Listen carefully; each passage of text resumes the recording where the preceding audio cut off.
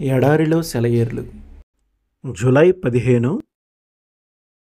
యేసు దేవుని కుమారుడని నమ్మువాడు తప్ప లోకమును జయించువాడు మరి ఎవడు? 1 యోహాను 5:5.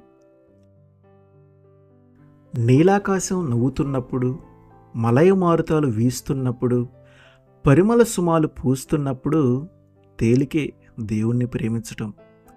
పూలు పూసిన లోయల గుండా, సూర్యుడు వెలిగించిన కొండల మీద పాటలు పాడుతూ పరుగులెత్తే వేళ తేలికే ఆయన చిత్తాన్ని అనుసరించటం. కుండపోతగా వర్షం కురిసే వేళ, పొగమంచు పొరలుగా కమ్మిన వేళ, దారిలో అవరోధాలు ఎదురైన వేళ, గాలి విరోధంగా వీచిన వేళ, అరుణోదయాన్ని అంధకారపు రాక్షసి కబలించిన వేళ, కష్టం దేవునిపై నమ్మకం ఉంచటం, ఆజ్ఞకి లోబడడం. పాటలు పాడే పిట్టలు గాలిలో పందాలు వేసే వేళ, సన్నుతి గీతాలు మనసులో మనుగడలు సంతోషం నింపే వేళ తేలికే నమ్మకం ఉంచటం. కానీ పాట ఆగిపోతే, కష్టాలతో కాలం స్తంభిస్తే కావాలి మనకి భయసందేహాలను అధిగమించే విశ్వాసం.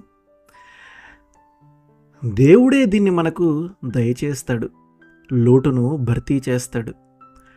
ఆయన మాటని నమ్మి ఆధారపడి అడుగుదాం విశ్వాసంతో.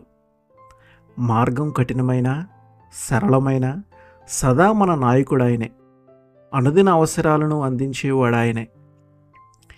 దేవుడు మన చెయ్యి విడిచిపెట్టేస్తాడేమో అనిపించే పరిస్థితుల్లో కూడా నమ్మకం ఉంచటం, మన ఆక్రందల్ని ఎవరూ వినడం లేదేమో అనిపించినా మన అరుపులకి కనీసం ప్రతిధ్వని కూడా వినిపించనంత శూన్యం ఆవరించినా విజ్ఞాపనలు చేయటం. ఈ లోకం ఓ యంత్రంలాగా దాని పని అది చేసుకుంటూ పోతూ కలకాలం ఎవరితో నిమిత్తం లేకుండా కొనసాగుతూ ఉన్నప్పుడు కూడా దేవుడు నిద్రపోవటం లేదు.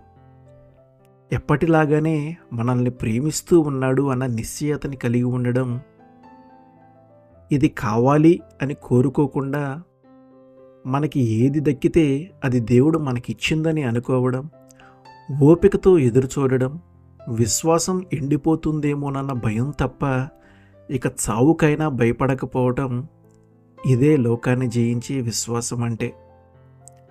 ఆమేన్.